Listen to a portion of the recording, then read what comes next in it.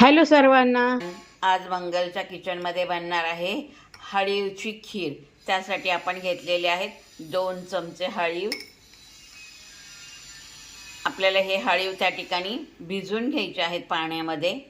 अर्धा तास त्या ठिकाणी आपल्याला हळीव भिजून घ्यायचे आहेत. पाणी टाकून ठेवायचं त्याच्यामध्ये.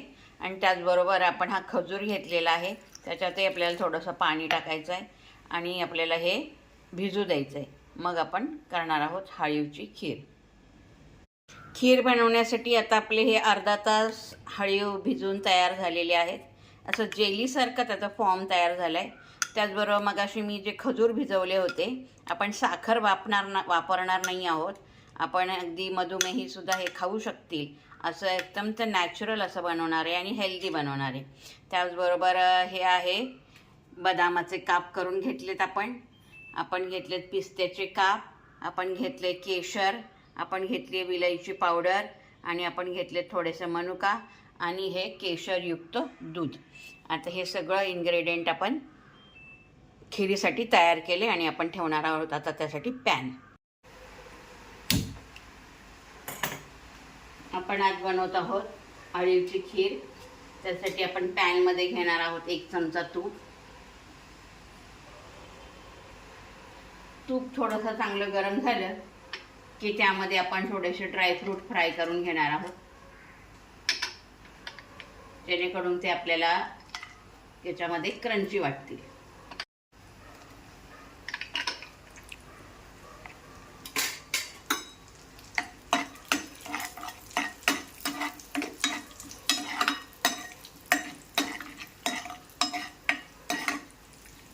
छान फ्राय करून घ्यायचे आणि काढून घ्यायचे.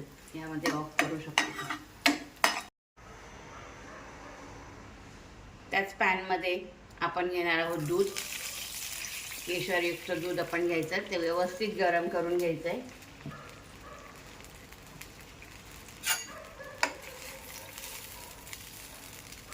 छान दुधाला उकळी आलेली आहे. आता यामध्ये आपण पहिलं ॲड करणार आहोत तो म्हणजे खजूर. आपण पाण्यात त्या ठिकाणी बारीक स्मॅश करून घेतला आहे खजूर, तो आपण त्यामध्ये टाकणार आहोत.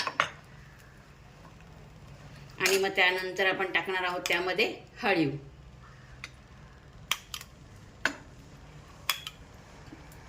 चार चमचे हळीव त्या ठिकाणी टाकून घ्यायचे आणि हे व्यवस्थित शिजू द्यायचे पहिलं थोडा वेळ. आता आपण फ्राय केलेले ड्रायफ्रुट्स त्यामध्ये टाकून घेऊया आणि त्याच्यामध्ये टाकूया आपण थोडीशी विलायची आणि हे मस्त हलवून घेऊया. ऑलरेडी हे शिजलेले आहे. आता आपण 5 मिनिटं त्याला उकळीमध्ये चांगले शिजवले आणि आता ही झालेली आहे आपली हळीवची खीर तयार पिण्यासाठी. रेसिपी आवडली असेल तर लाईक करा, सबस्क्राईब करा आणि अजून नेक्स्ट कुठली रेसिपी बघायला आवडेल ते कमेंटमध्ये सांगा.